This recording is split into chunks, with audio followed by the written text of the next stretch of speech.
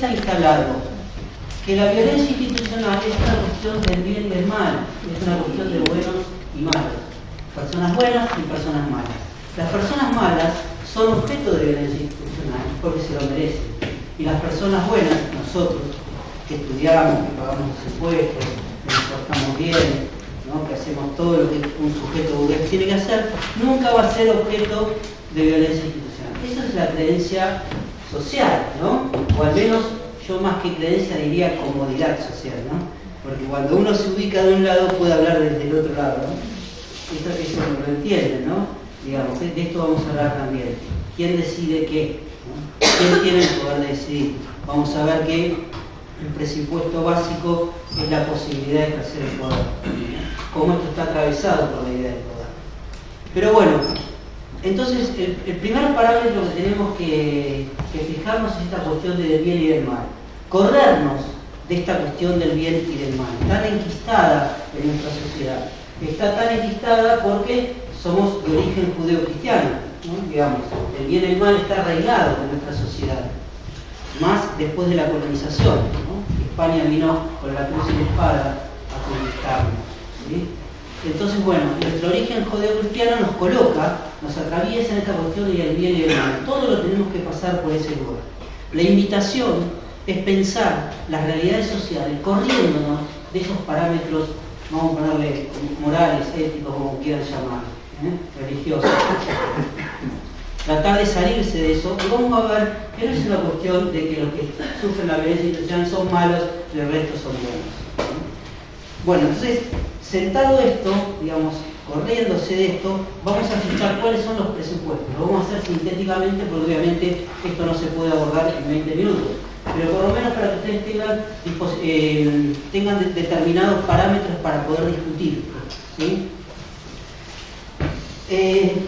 Esta cuestión de cómo se construye un sujeto que va a ser objeto de violencia institucional se produce a través de procesos sociales. Me animaría a decir culturales, pero vamos a dejarlo ahí por ahora, procesos sociales. El primer proceso, vamos a llamarlo arbitrariamente de estigmatización.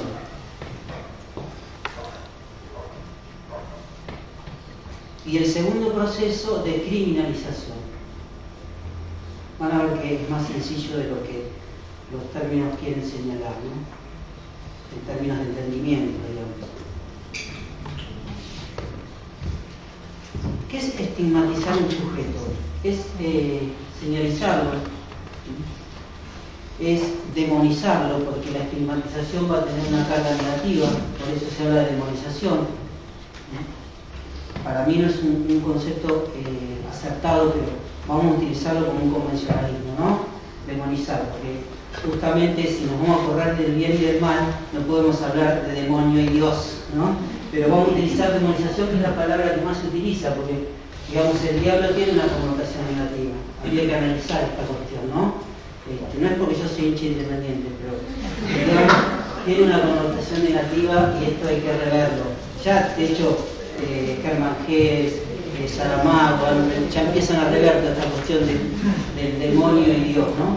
Pero bueno, esta cuestión del bien y del mal está enquistada en San Agustín, ¿no? San Agustín, ustedes leyeron algo de San Agustín, fue el que creó esta concepción de la ciudad de Dios.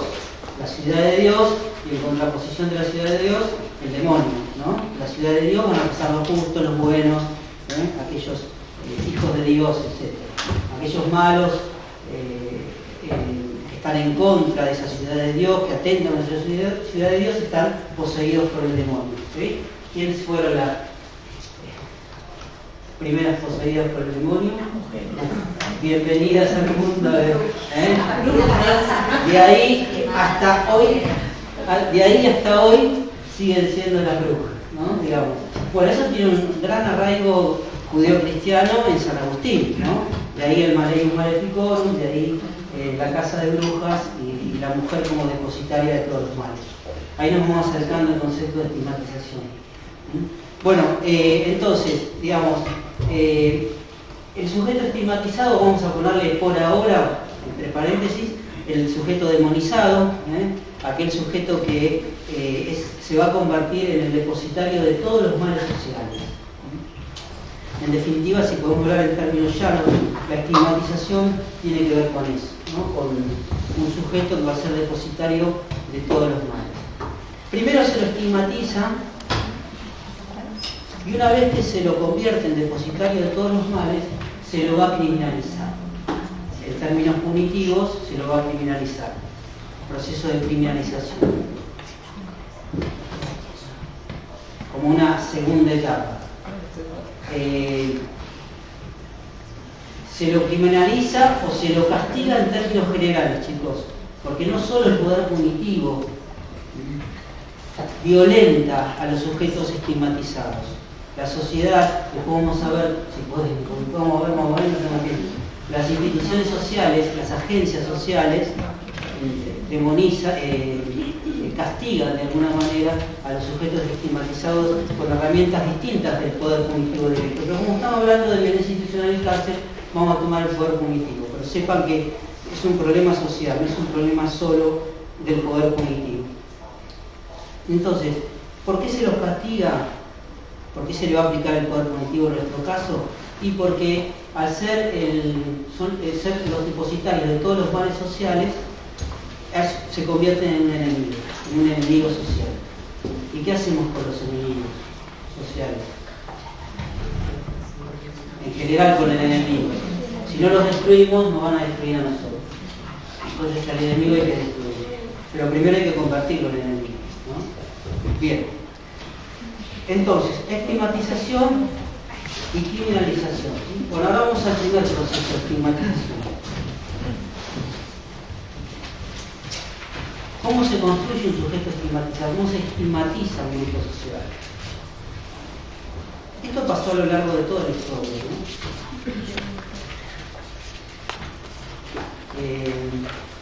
Dijimos, el primer ejemplo de construcción social del enemigo fue las mujeres, con esta cuestión de la casa de brujas, el Maleum Maleficorum, ¿no? Donde la mujer era la depositaria de todos los males sociales, ¿sí?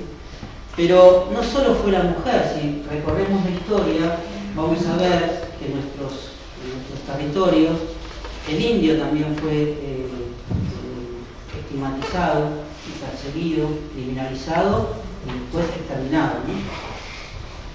Después, ¿quién más? A lo largo de la historia. Los locos. ¿Quién? Los locos también, sí. En nuestro territorio, te diría que fue en 1930. Se estigmatizó la locura como algo así, colectivo, digamos. Bueno, el indio, el gaucho. Los menores huérfanos. Sí, sí, claro, pero habría que ver en ese aspecto si su condición de huérfano lo constituye en alguien demonizado, digamos, ¿no? Eso habría que ver. Pero digo, vamos a tomar ejemplos concretos en la historia que podamos dar certeza sobre eso, ¿no? El gaucho, ¿les parece también? Sarmiento, no hay que escatimar sangre de gaucho. Civilización o barbarie, ¿sí? La barbarie hay que eliminarla, el gaucho es el enemigo social, es sucio, es mugriento, es vago, ¿no? Hay que exterminarlo. El inmigrante también, con las mismas características. El anarquista, más cercano en el tiempo, el subversivo, ¿no? El disidente político, el disidente social, también fue estigmatizado. ¿Y hoy quién es el paradigma de la estigmatización? Sí, no diría que la corrupción política, ¿no? Claro, el pibe chorro. ¿Y quién compone ese colectivo social? Bien, claro. Jóvenes pobres de clases de zonas marginales, ¿no? Jóvenes pobres de zonas marginales. ¿Cómo? Claro, que después van a tener determinadas características. Si llegamos, vamos a hablar de cómo se construye esa característica de piso estética, cómo se construye la estética pública también desde ese lugar, ¿no? ¿Qué es lo estético y qué no? Digamos, cómo a partir de la estética pública se toman medidas políticas, ¿no? Lo que vos decís, digamos, ¿cómo puede haber gente tomando cerveza en la plaza negro de gorrita, ¿no? A las plazas hay que enrejar. ¿Cómo puede ser? ¿Qué va a pensar la familia bien, digamos, ¿no? La familia tipo de esa situación? Casi me sienten en cana, porque estaba tomando cerveza con los pibes Claro. en una esquina, discutiendo con la policía. El policía me quiso revisar. No, pero ¿cómo me vas a responder? Claro. Le saqué todo el código, más o menos, y se fueron. Sí. Yo voy preso, decía. No pisa. Te jugaste la cabeza. Ahí te jugaste la cabeza. ¿Cómo la trabajadora se está tomando cerveza en la esquina? Me dice. ¿Por qué no? Pero ¿qué pasa? Eso va a ser estética pública. Claro. La estética burguesa. ¿Por qué no puedo estar tomando una cerveza en una esquina? Porque estéticamente es malo. No se responde a los parámetros burgueses. Y porque no te lo mereces por ahí. Si no tenés plata, no Porque puedes. estaba con los negros. Bueno, entonces nos vamos acercando, chicos, de a poco a cómo se construye un sujeto que va a ser objeto de violencia institucional. Esta constitución de Nenino es el primer paso, ¿no? Para poder elegirlo en sujeto objeto de violencia institucional. Quienes se encargaron de esto, se los menciono nada más, no es que vamos a utilizar sobre el tema, pero para que lo sepan, son los teóricos de la reacción social. Esto es un concepto sociológico criminológico, una teoría sociológico criminológica, que lo sepa para el que le interesa, que puede leer sobre ellos. ¿Qué estudiaron los teóricos de la reacción social? Justamente esta cuestión. ¿Qué es lo que detectaron? Rápidamente se los digo porque tenemos poco tiempo. Pero, ¿qué detectaron? Que el poder punitivo, o sea, la violencia institucional, no se aplicaba por que se perseguía la delincuencia, a sujetos delincuentes, ¿no? A gente mala, que hace mal o daña a las personas, sino que respondía a otras cuestiones absolutamente distintas. Tampoco se perseguía el delito por estar en una norma, porque existe por el delito, hay una conducta prohibida y por eso, porque nosotros trabajamos en pos de la ley, perseguimos a aquellos que vulneran la ley. ¿No? Ellos comprobaron que no, después si quieren podemos charlar bajo qué metodologías lo hicieron, pero comprobaron que en realidad la violencia institucional tenía más que ver con el poder que con el delito. O sea, pusieron el ojo no en el delincuente, sino en el control social. ¿Tá? Los órganos de control social son los que construyen al estereotipo criminal. Y eso fue muy importante, algunos hablan de cambio de paradigma, del estudio de la sociología criminal a partir de los teóricos de la reacción social, de la criminología crítica. ¿Sí? Porque claro, pusieron el ojo donde había que ponerlo históricamente, pero ¿qué pasa? Nunca se puso ahí porque los que construían la ley eran aquellos que controlaban socialmente a la gente. Entonces por eso nunca se puso el ojo ahí. ¿Tá? Cuando vino la criminología crítica, a partir de eso se pudo pensar y poner el ojo sobre quienes en definitiva definían o tenían el poder de definir. Hicieron los teóricos de la reacción social justamente esto. Es decir, que aquellos que tienen el poder, aquellos que tienen el control social, señalan a quienes son delincuentes y quienes no. O sea, aquellos que tienen el poder de decidir. Empezaron a darse cuenta que la violencia institucional era una cuestión del poder, no era del delito, sino del poder. Entonces empezaron a preguntar y a tratar de definir quién tiene el poder de decidir, quién es delincuente y quién no es delincuente. Es una cuestión muy visible, ¿no? Pero culturalmente muy, digamos, culturalmente no listada, digamos. Esta cuestión de que es fácil detectar que los delitos están cometidos por todas las clases sociales. Eso lo podemos ver claramente. No es una cuestión de pobres o de ricos. Los delitos atraviesan es transversal, atraviesan todas las clases sociales. Entonces los criminólogos críticos se preguntan, ¿por qué la violencia institucional se le aplica a unos y a otros no? Vos hablabas de igualdad. Pablo. Bueno, digamos. Entonces acá hay un problema de igualdad de la ley, claramente, ¿no? Digamos, si todos cometen delitos, ¿por qué solo un sector de la sociedad sufre la violencia institucional y otros no? Esto es muy sencillo. Entonces no es un problema de que se lo va a aplicar el poder punitivo a quienes cometen delitos, no. no se le aplica a quienes roban, se le aplica a quienes son elegidos por el sistema. Ahí empieza la categoría de la selectividad del poder público. La violencia institucional elige a quienes se le va a aplicar y a quienes no. Un presidente de la nación, un ministro, un diputado, un empresario comete delitos. Un chico pobre también puede cometer delitos. ¿A quién se le aplica la violencia institucional? Al pobre. ¿Por qué? Entonces no es una cuestión de delitos. Entonces, antes que el delito, está la selectividad, chicos. Y esto es tremendamente importante, porque no es una cuestión de buenos y malos, de delincuentes o no delincuentes. Es una cuestión de ser personas seleccionadas o no seleccionadas. Entonces lo que hay que estudiar es quién tiene el poder de decidir, quién tiene el poder de seleccionar. Si miramos a quién tiene el poder de seleccionar, vamos a poder determinar cómo se construye el sujeto que va a ser objeto de violencia institucional. En la época de la Inquisición, de la Edad Media, ¿quién tenía el poder de seleccionar? La Iglesia. ¿Quién fue el que sufrió la violencia institucional? La mujer. ¿Se entiende? Esto se repitió a lo largo de toda la historia del poder punitivo. El poder punitivo no es una cuestión de delitos, no es una cuestión de normas, de bienes jurídicos protegidos, es una cuestión de poder. ¿Sí? Entonces, en el ejemplo de la Iglesia está muy claro. ¿Sí? El que tiene el poder de decidir construyó el sujeto delincuente, que era la mujer. La mujer, ¿por qué se convirtió en delincuente? Porque era el principal enemigo de la Iglesia Católica. ¿Por qué el principal enemigo de la Iglesia Católica? Porque era la transmisora generacional de la cultura.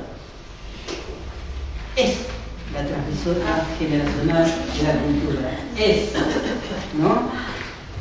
Y el principal enemigo de la Iglesia, vean las consecuencias. Estamos ahora peleando en la calle. También la mujer que promueve la iglesia, ¿no? La mujer bueno, perfecto, muy bien. Muy bien, viste, exacto, sí. La mujer que promueve, las mujeres no pueden ser sacerdotes, no pueden dar misa, en fin. Un segundo, ¿por qué? Porque al enemigo hay que tenerlo controlado, ¿no? Bueno, la sociedad occidental compró la cultura judio-cristiana. Y ahora estamos pagando el precio, siempre lo pagamos, ¿no? Todo movimiento contracultural se va a ver chocando con esto, ¿no? Con el conservadurismo, ¿está? Bueno, entonces, los teóricos de la reacción social estudiaron esto, ¿no? ¿Qué grupos de personas, colectivos de personas, sufrían la violencia institucional para llegar a esta conclusión? Estudiaron mucho en el tema de los cantantes negros de jazz en Nueva Orleans, en la década del 30, perseguidos por los blancos de Estados Unidos, que en realidad le querían robar la música y ellos se la robaron, Pero es muy interesante esa historia para ver cómo utilizaron el poder punitivo para perseguirlos, ¿no? Y al mismo tiempo le afanaban la música. El hipismo, ¿no? De la década de fines del 50, 60, muy bien representado por el mejor sociólogo de la actualidad, que es Peter Capusotto, sin duda alguna, cuando dice el hippie es puto, ¿no? ¿Lo vieron ese? Sí. Está para verlo. ¿Cómo se llama? ¿Qué es? No, es un viejo. De la representación de cómo se adoctrina la policía para perseguir al hipismo.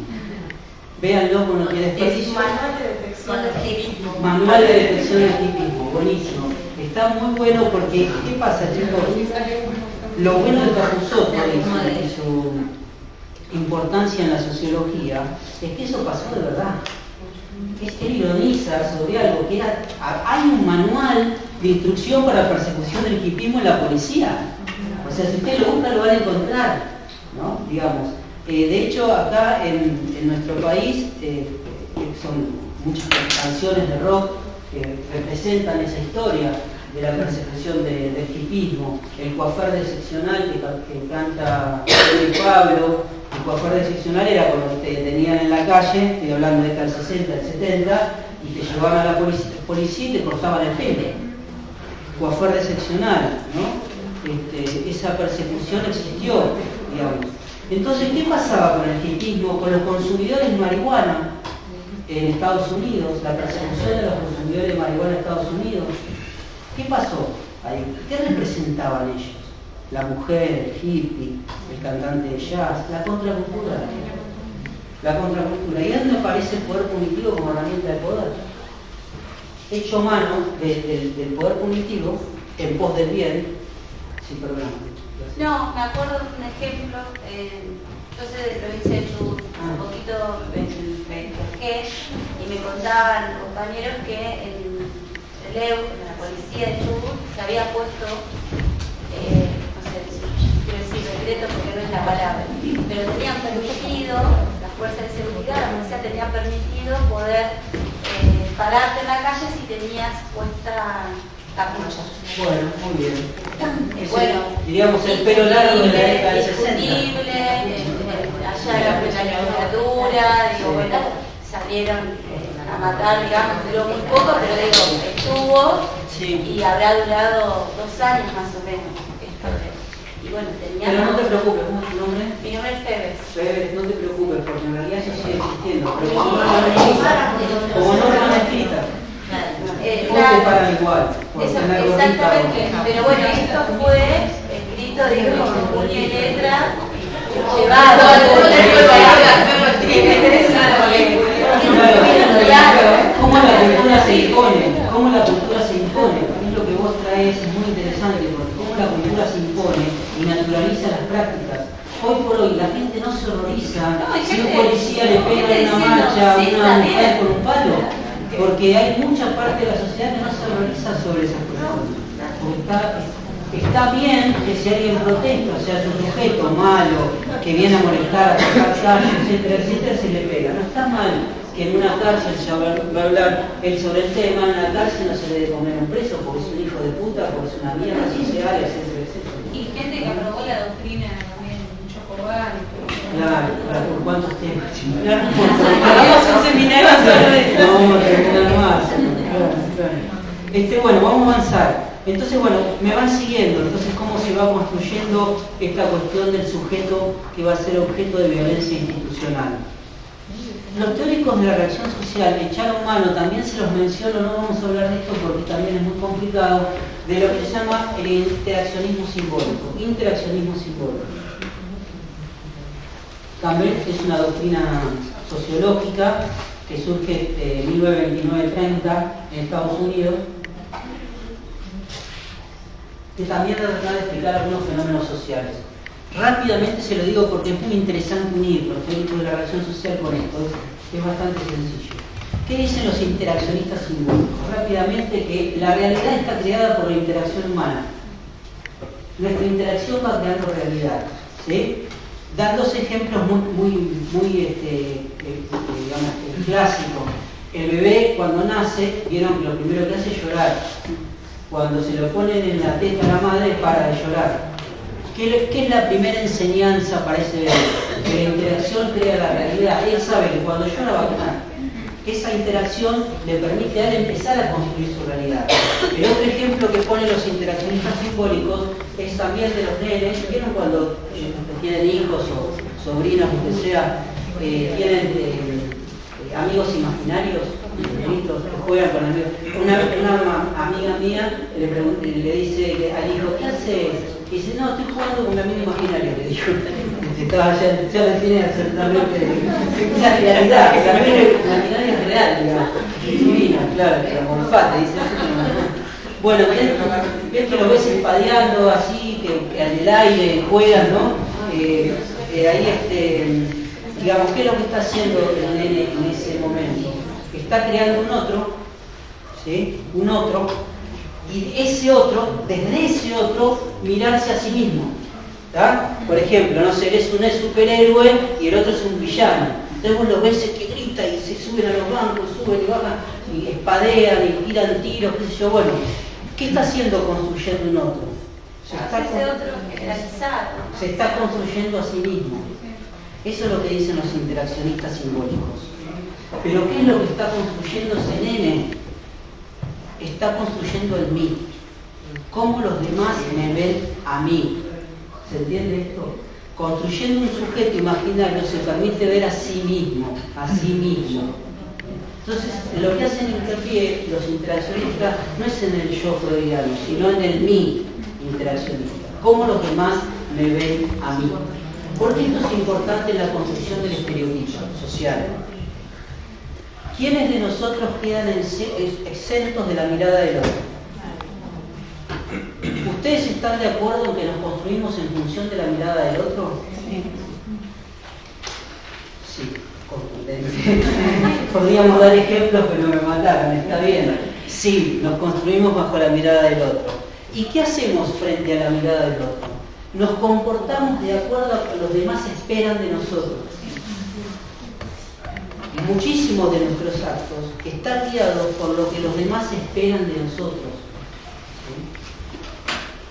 Nietzsche se hizo un picnic con esto, ¿no? Digamos, se hizo un picnic realmente, ¿no? Diciendo, la sociedad es lo peor que le pudo pasar al hombre, la interacción es lo peor porque lo mató su ser. Es la construcción en base a lo que los demás esperan. Y el ser, la existencia única y irrepetible de uno quedó costado. Da un ejemplo, no vamos a meter en Nietzsche porque no vamos a llevar mucho tiempo, pero da ejemplos muy interesantes respecto de esto, ¿no? Cómo la sociedad mata al ser. Y somos sujetos viviendo para los demás, ¿sí? Y nos comportamos conforme a los demás. ¿Cuándo aparece nuestra existencia? ¿Cuándo aparece nuestra propia esencia? ¿Viste? La podemos sacar por ventanas muy chiquititas, ¿no? Entonces es muy difícil pensarnos a nosotros mismos, muy difícil, ¿no? Y es una lucha constante. Algunos depositan las enfermedades, yo no tengo ni idea de eso, ¿no? Pero se depositan las enfermedades en esta lucha de la mirada del otro y la propia existencia, ¿no? Ese choque que tenemos permanentemente en nuestro ser, que no entendemos qué nos pasa, y lo que nos está pasando es eso, que no nos encontramos, no tenemos la posibilidad social de poder desarrollarnos a nosotros mismos. Proyecto de vida, llamemos a eso, que es muy importante también para estudiar el derecho penal. Bueno, la mirada del otro es lo que nos condiciona. Entonces, ¿cuál es el problema de la violencia institucional y de esto que quiero llegar, que es el sujeto objeto de violencia institucional? Y este es el nudo del problema y a lo que los invito como trabajadores sociales a desarrollar y pensar. Que es cuando ese sujeto asume el rol. Yo me constituyo por la mirada del otro. Vos, yo, vos, todos nos constituimos por la mirada del otro. El pibe estigmatizado, hoy pobre, ante la mujer, el problema es cuando asume ese rol. Cuando dice, sí, es verdad, yo soy lo que los demás dicen. ¿Me querés dar pibe el chorro? Me vas a ver. Voy a ser el peor de todos. Me voy a vestir. ¿A quién hablo de la vestimenta? ¿A quién hablo de la vestimenta acá? ¿Vos? Me voy a vestir como pibe chorro, voy a escuchar la música, voy a escuchar los pibes chorros, voy a salir de caño, me voy a poner el caño en la cintura, etcétera, etcétera, etcétera, ¿no? El tema es ese, el desafío de nuestras profesiones es ese, romper con ese círculo, hacerle entender a los sujetos que no son lo que los demás dicen que son. Ahí la trascendencia del interaccionismo simbólico. Te borran ese yo, digamos. ¿Cómo? Exactamente, vos no sos un pibe chorro, no te pongas en el lugar que el poder te está poniendo, no asumas el rol de sucio, de malo, de peligroso, porque chicos, ustedes que son trabajadores sociales ya deben haber tenido prácticas, vayan a los barrios, hablen con los pibes de las escuelas públicas y están asumiendo el rol. Ellos en realidad, muchos de ellos, no todos, muchos de ellos, creen que son lo que la sociedad buena le dice que son. Asumen esa desconfianza social, se asumen, les enoja, les da bronca, no les gusta, pero la asumen. Hace poco justo vi un video de Merlí de esta serie y que le dice a un alumno, dice, bueno, este es un billete por ejemplo de $20, ¿no? Y lo agarra y lo empieza a aplastar todo. Y dice, ¿cuánto vale? $20. Lo machaca así con todo, ¿cuánto vale? $20. Y lo sigue así, bueno, ¿cuánto sigue valiendo? $20. Entonces, por más que te impongan millones de cosas y te sigan restringiendo y reprimiendo por ahí tu autonomía, vos podés seguir creyendo que valés lo que sos, o a veces terminás cediendo esa identidad al otro que te construye. Ojalá pudiera tener tu optimismo. En el sentido, pero te lo digo sinceramente, digo en el sentido que ni siquiera son trastos, son los nadies de Galeano. Son los nadies de Galeano. valen menos que la bala que los mata. No tienen la más mínima posibilidad de reconstruirse. Y este es el desafío de nuestras profesiones. Este es el desafío, meternos ahí, en las endijas que nos deja el poder, para poder trabajar sobre la cultura. Herramientas ustedes las saben más que yo, la van a saber porque yo no soy trabajador social. Pero ¿me entienden lo que quiero compartir? Esto hay que detectarlo con mucha claridad. Vos no sos lo que dices que sos. ¿Sí? Ese es el... Sí. Es un camino, yo trabajo con chicos de adolescencia que lo ven desde muy chiquito, de chiquitas, me enseñan, a mí me dicen que yo no sé por nada. De 5 años, como que ya al nacer ya viene como a esa matriz, donde ellos no saben, no pueden aprender, y es como que con la experiencia, de bueno, algo saber. Poder poner sobre la mesa eso que se sabe, claro. Ahí, sí, porque esta discriminación, ¿cómo es que nombre? Claudia, esta discriminación comienza lógicamente en la institución escolar. No vamos a tener tiempo de abordarlo, pero la institución escolar tiene carácter constitutivo. Tiene constitutivo de la diferenciación social. Estudiando la escuela pública y la escuela privada comparativamente, Alessandro Barata hace un trabajo, para quien lo quiere leer, un trabajo buenísimo sobre este tema. Como la escuela tiene carácter constitutivo de la diferenciación social, y pasan estas cosas, donde el pibe se asume el rol interaccionista, donde dice yo no tengo capacidad para aprender, yo no puedo aprender, o sea, no se imaginan que ellos pueden. Y la universidad, ratito para que lo vean, el ciclo de la mariposa, habla de esto y estamos. Se lo recomiendo a todos, dura media hora, 10 minutos. Esta cuestión de que la universidad pública no es para los pobres es un eslogan vertido desde el poder, claramente desde el poder, porque es de la constitución, de las diferenciaciones sociales.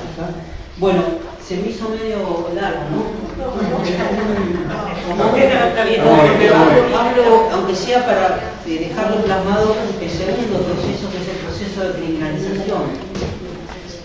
Falta mucho de lo anterior, va a faltar mucho del proceso de criminalización, pero por lo menos se los dejo presentado para el que tenga inquietudes en relación a esto. La segunda etapa es esto. Es la mujer en la hoguera, la segunda etapa, ¿sí? La primera etapa es la estigmatización de la mujer, ¿sí? De la bruja, la condición de bruja, ¿no? Digamos, la mujer es el peligro social, porque nace de la costilla curva del hombre, ¿sí? En cambio, y por eso es demonizada, porque justamente nace del defecto del hombre, ¿sí? No es como el hombre que es virtuoso, que es recto. La mujer nace fallada en términos judeocristianos, ¿sí? Entonces, como nace fallada es débil, ¿sí? Es la débil social, y como toda débil, al ser débil, puede ser atrapada por el mal, que es el demonio, ¿sí? El demonio puede cooptarla por su debilidad. El demonio no puede cooptar hombres, porque los hombres son rectos, de espíritu, ¿no? Entonces nunca van a ser cooptados por el demonio, sí la mujer. Entonces, bueno, hay que estar atentos, porque las mujeres pueden ser cooptadas por el demonio. Entonces, si encontramos una mujer comiendo cordero en una fonda, eso significa que está poseída por el demonio, porque las mujeres no pueden comer cordero. Entonces, ¿qué va a hacer? Algo tenemos que hacer. Y bueno, una vez que las estigmatizamos, ahora viene el poder punitivo, el proceso de criminalización, ¿sí? En la mujer en la Edad Media, con los jóvenes pobres en la posmodernidad, es la misma lógica del ejercicio del poder. La misma lógica del ejercicio del poder. Construye una racionalidad. Dios existe, el Papa es el representante de Dios en la tierra, la mujer es un demonio, está poseída por el demonio. Construye racionalidad. Esa es la verdad. Sobre esa verdad empieza a construir determinados programas y prácticas de ejercicio de esa verdad, ¿sí? Bueno, es la misma lógica del poder ahora, ¿sí? Construye una racionalidad. La racionalidad es que los pibes jóvenes de barrios marginales son el enemigo social. Voy a construir un programa y voy a determinar una práctica para vencer ese enemigo. Y esa verdad no se discute, porque es la verdad, es dogma. Y la característica de lo dogmático es que no se discute, no admite discusión. El joven pobre de barrios marginales es un peligro social. Esa es la verdad del poder punitivo, es la verdad de nuestra cultura. ¿Vamos bien? Y ahí comienza el proceso de criminalización, que en términos llanos, para no entrar en cuestiones jurídicas, es voy a salir a buscar al enemigo. ¿Cómo salgo a buscar al enemigo? ¿Qué echo mano para buscar al enemigo? De un dogma. ¿Cuál es el dogma? La ley. Ahora resulta que la ley también es un dogma indiscutible, pero lo dice en la ley, ¿no? Aquel que se apodera ilegítimamente de una cosa mueble ajena comete el delito de robo o hurto, ¿sí? Eso es la ley. Es una herramienta de persecución social. Ah, mira vos, 3 años de mínimo de prisión. 3 años, va preso. ¿Y qué pasa si yo evado impuestos? ¿Va preso también? Sí, pero si pagás, quedas libre. O sea, ¿se entiende cómo la ley empieza a construir la persecución social? ¿A quién se le va a aplicar y a quién no se le va a aplicar? La ley penal económica, vos podés, lo que llaman derecho a extinguir la acción, si pagás lo que evadiste. Si un pibe que se afana un estéreo de un televisor quiere devolverlo, lo puede devolver, pero va preso igual. ¿Se entiende cómo se construye desde el poder? La ley se construye sabiendo a quién se le va a aplicar y cómo.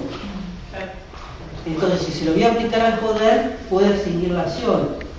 Puedo tener excepciones a la aplicación de la ley. ¿Sí? Si es un delito penal económico. Porque son ellos los que construyen la ley. Son los que operan sobre el poder político para la construcción de la ley. Un pibe de chorro no opera ni participa en la construcción legal. De ahí que muchos ámbitos de la criminología reclaman, el primero fue Barata, reclaman que la gente a que se le va a aplicar la ley pueda participar de su construcción. Bueno, de esto también es todo un tema para hablarlo, ¿no? Pero representa entre esto, ¿cómo se empieza a criminalizar, a perseguir al enemigo en la calle? Primero necesito un programa, que son las leyes penales. Antes que la ley está la selección del delincuente. ¿Vamos bien con esto? Entonces la ley a la medida de las necesidades del poder. Se buscan leyes en función de lo que el poder quiere. ¿Vamos bien? ¿Cuántas personas, mujeres, sufrieron abusos sexuales en nuestra sociedad? Por miles las podemos contar. Por miles. ¿Cuándo se cambió la ley de abusos sexuales?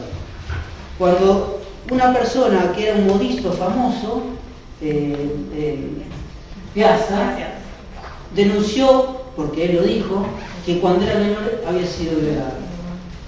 O sea, miles de personas sufrieron abuso sexual, pero tuvo que venir alguien con acceso al poder para que la ley se modifique. ¿Se entiende?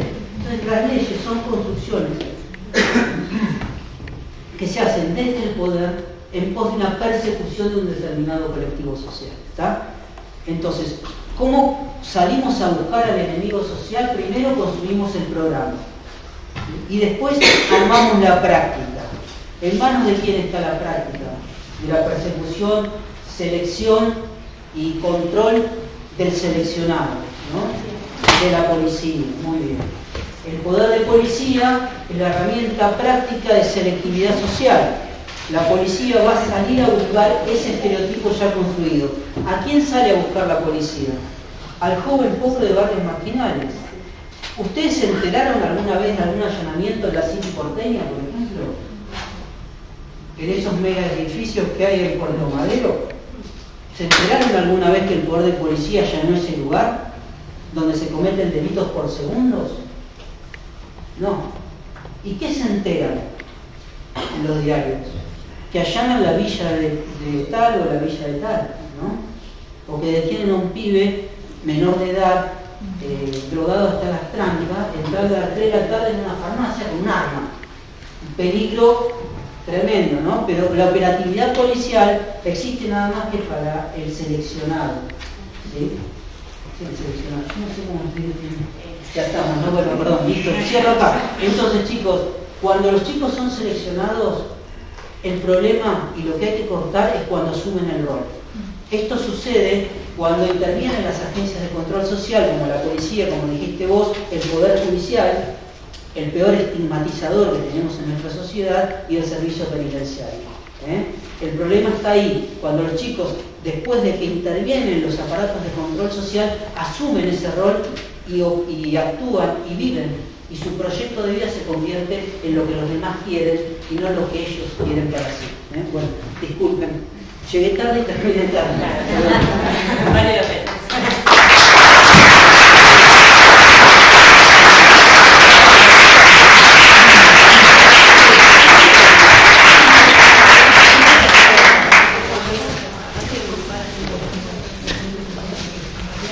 Bueno, la institución carcelaria.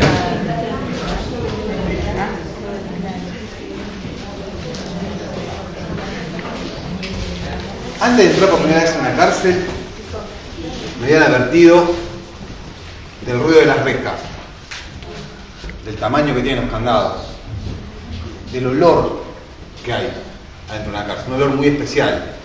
Algunos estudios dicen que es olor a miedo, ¿no? Pero eso no fue lo que a mí me llamó la atención, seguramente porque ya me lo habían advertido, ¿no? La primera vez que entré en una unidad penal fue en el marco de un proyecto de colaboración con detenidos que estaban estudiando Derecho. Fue con un grupo de compañeros de la facultad y nosotros, me acuerdo que íbamos los viernes de 2 y media a 5 y 5 y media de la tarde. Ustedes saben que los viernes es un día especial, ¿no? Cuando estás estudiando, termina la semana, no cursás. Ese primer viernes para mí fue inolvidable. Me acuerdo que la vuelta fue en colectivo, íbamos y veníamos en colectivo. Fue un otoño-invierno del año 2010. Esa vuelta no hablé en todo el viaje. No podía parar de pensar de que yo me iba a Mar del Plata y quedaban ahí todos estos chicos, muchachos detenidos, el fin de semana, los meses que faltaban. Algunos tenían condena de más de 25 años. Y eran incluso de los mejores estudiantes que había ahí. Y eran más jóvenes que yo en ese momento. Me acuerdo que tenía una sensación que era bronca, se podría decir. Para mí, me acuerdo, los viernes en esa época tampoco eran fáciles. Yo a la mañana trabajaba en una defensoría, una pasantía en una defensoría de familia. Trabajaba con 2 compañeras de trabajo social, como próximamente van a ser muchos de los que están de ustedes. Y después me iba al taller, me bajaba del colectivo y me acuerdo me iba a laburar en una parrilla y trabajaba de mozo hasta tarde. Pero en vez de estar cansado, el estar ahí, compartir ese momento que es tan potente, me daba más pila para seguir haciendo lo que estaba haciendo.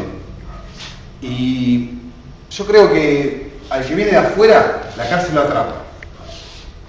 A mí por lo menos me atrapó. Eso es lo que quiero compartir un poco con ustedes.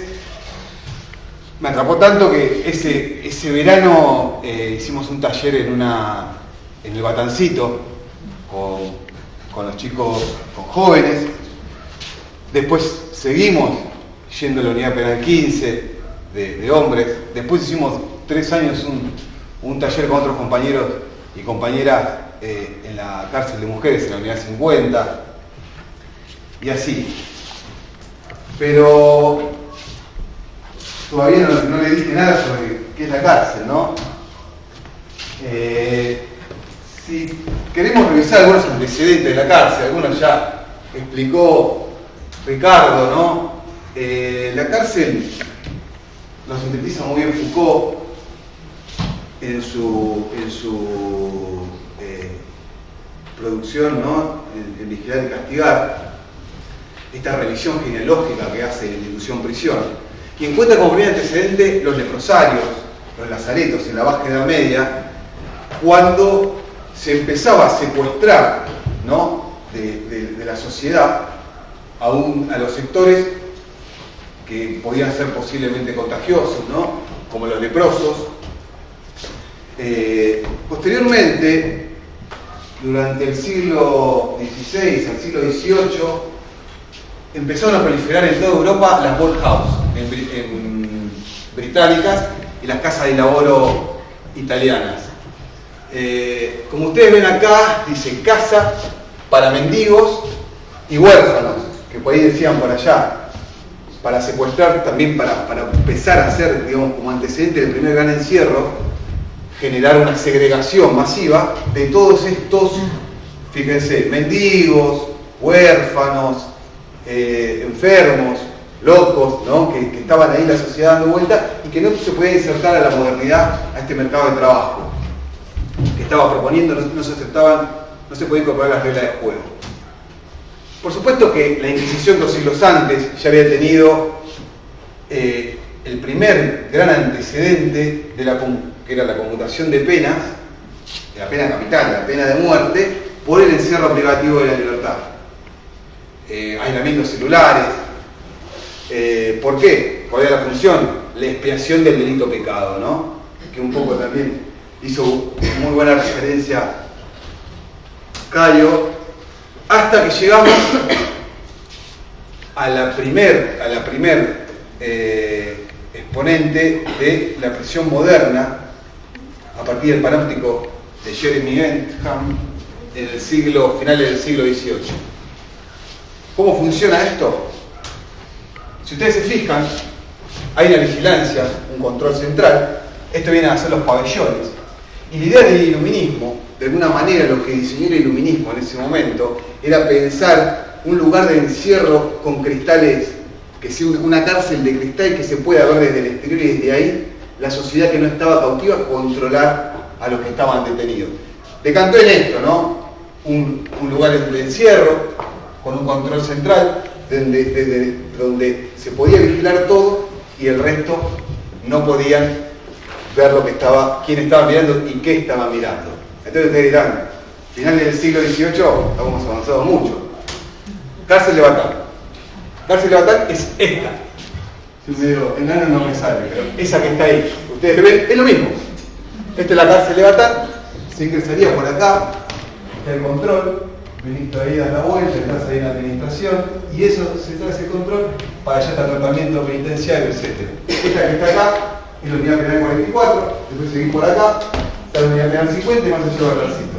Si no me equivoco, ahí tenemos el complejo penitenciario de Batán. Pero bueno, con los fines pedagógicos yo había pensado de proponerles de trabajar con dos categorías, o dos subcategorías analíticas, que muchos, o por lo menos dos grandes sociólogos, criminólogos, fueron desarrollando. Roberto Vergali es uno de ellos, que es la categoría de cárcel legal y cárcel real, ¿no? Para trabajar un poquito con ustedes. Para eso les había traído un recurso, que es un videíto, para que podamos compartir. Ahí está.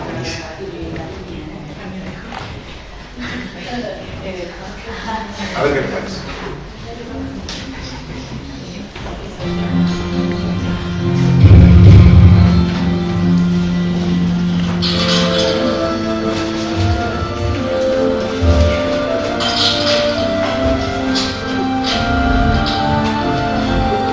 La ley dice que el régimen penitenciario tiene por objeto la readaptación social del condenado. Las cárceles deben encarar un tratamiento educativo, curativo y asistencial, y de cualquier otro carácter de que pueda disponerse, de conformidad con los progresos científicos que se realicen en la materia. El hombre que está detenido debe comprender la ley, entender la ley y cumplirla, independientemente del delito que ha cometido. En este lugar tratamos de readaptarnos al circuito y devolverlo a la sociedad en el mejor momento posible. Ese creo que es la finalidad absoluta del servicio. Se cobran bien. Si tenemos en cuenta que hay muchos chicos y mucha gente que realmente por ahí come salteada con una ensalada, en este sistema los internos que se van alojados en las 4 comunidades diarias. Tienen el abrigo, la cama, abrigo, su manta, sus sábanas, su techo, la asistencia espiritual, la asistencia médica, está asistido de todo con calmita. La cárcel es un lugar donde la sociedad tiene un resguardo para sí misma respecto de aquellos que han tenido conductas antisociales. El servicio de contención en su denominación es servicio. Si ellos están bien dentro del sistema penal, y me refiero al interno, yo estoy bien. Siempre quiero mantener una comunicación estrecha entre ellos y mi personal, y el personal con respecto a ellos. Tiene que ser una comunicación recíproca dentro del marco del respeto, principalmente. Si no hay respeto, no hay comunicación. Y mientras haya comunicación, no hay violencia.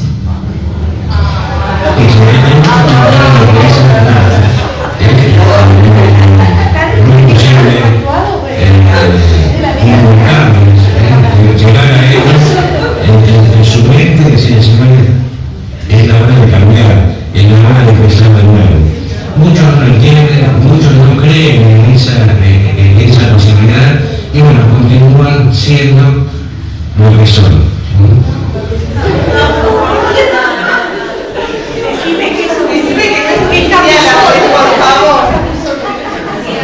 Estos son muchachos que hablan del Servicio Penitenciario Federal.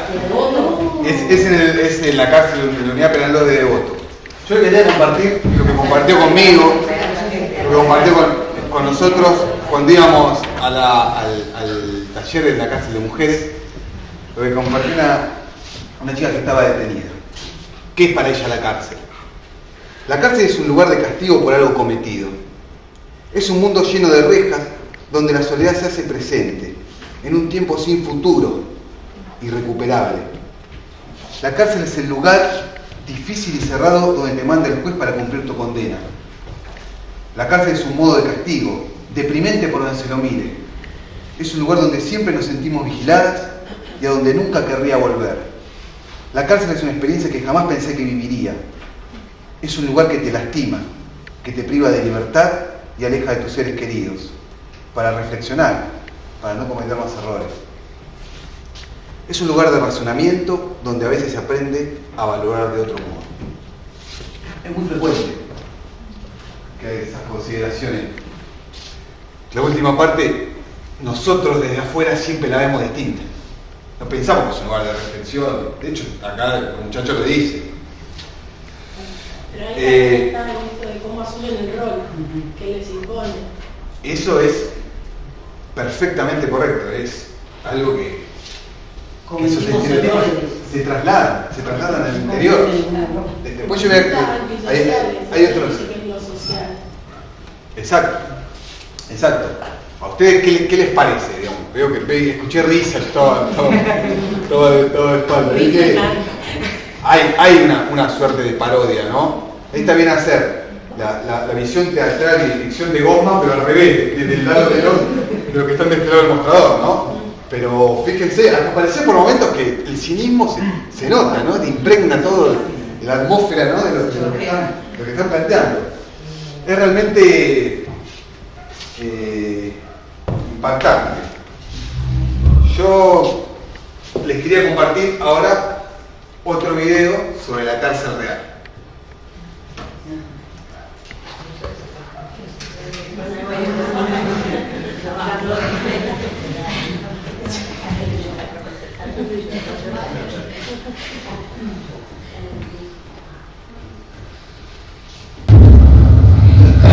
¿Qué es la cárcel? La verdad que, desde mi punto de vista, la cárcel es algo tormentoso, inhumano, degradante para todo ser que, por desgracia, vive en estos lugares. Pero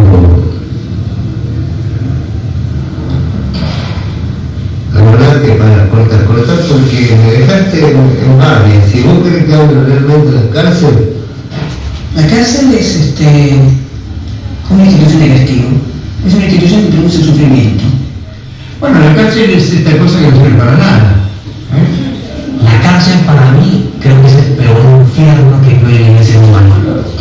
La cárcel significa lamentablemente un lugar donde se aloja a la gente, muchas veces se la amontona y no hay ocasión para que la gente entienda por qué está en la cárcel. La cárcel para mí no es nada. Simplemente es una circunstancia que estoy viviendo, nada más, pero no puedo estar específicamente, si quiere decir algo para mí, no quiere decir nada.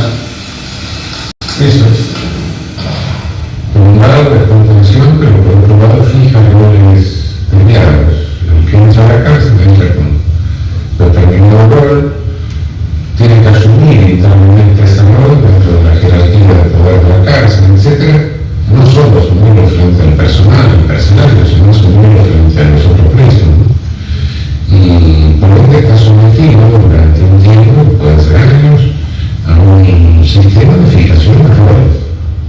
La cárcel es un lugar donde uno tiene que aprender a sobrevivir. Tiene que entender las reglas que se juegan y jugar su propio juego. ¿Qué puedo decir que no es la cárcel? Es Foucault, vigilar y castigar. No hay fábricas en cárcel. Eso es lo que soy yo.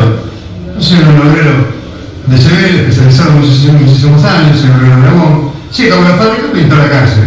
Eso es lo que es la cárcel.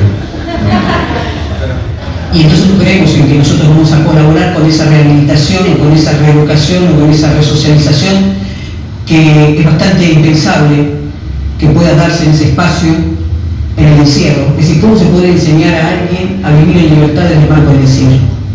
La cárcel no es una institución que vaya a desaparecer, aunque nos gustaría o no, pero no va a desaparecer, al contrario, cada vez crece más, cada vez hay más cárcel, cada vez se piden más cárceles. La cárcel difícilmente se vacíe porque es parte del bien humano. Lo que sí podemos hacer para tener menos cantidad de población penal alojada es modificar nuestra sociedad, crear trabajo y estudio. Entonces, sabiendo que cada vez va a haber más y sabemos los que vamos a la cárcel, lo que es la cárcel real, no la que nos imaginamos o la que debería ser, yo creo que entonces la misión dentro, por lo menos la función que podríamos tener dentro del marco de la defensa de los derechos humanos es reducir, ya que no la podemos hacer desaparecer. Es reducir primero la cantidad de gente que vaya a la cárcel. Y aún con aquellas que están adentro de la cárcel, reducir el daño.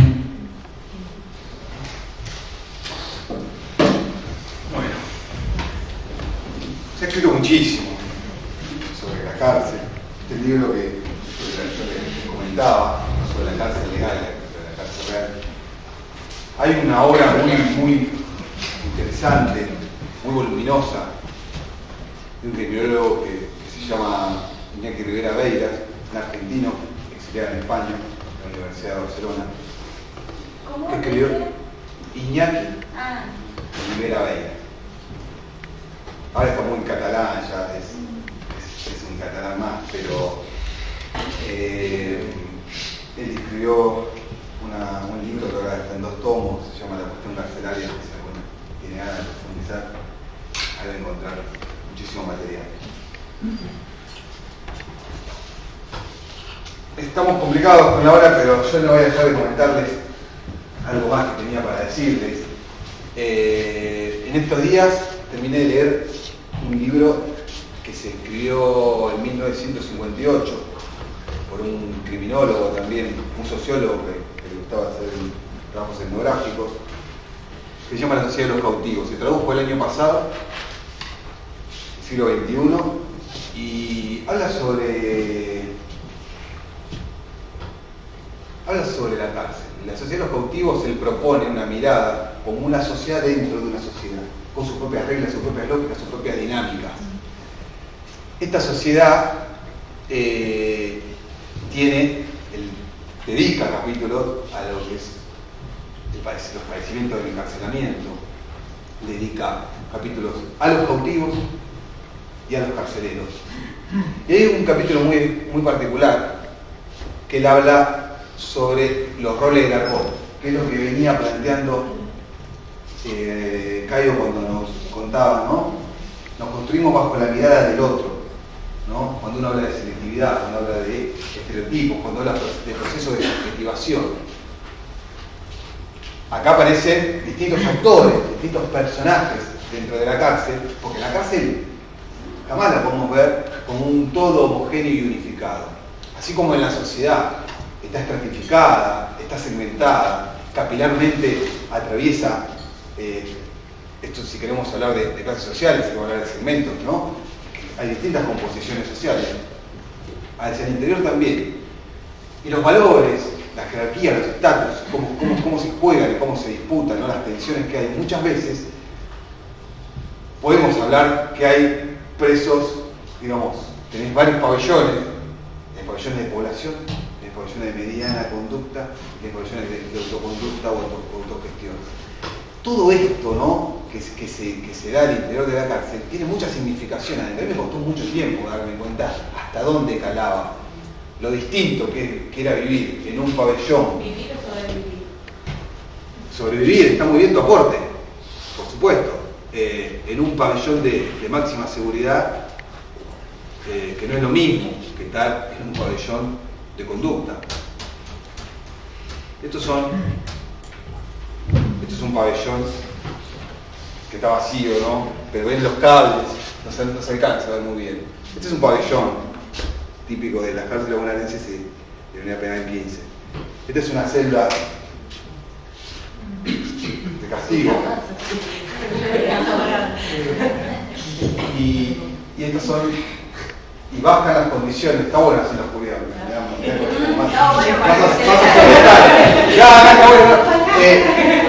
Yo digo,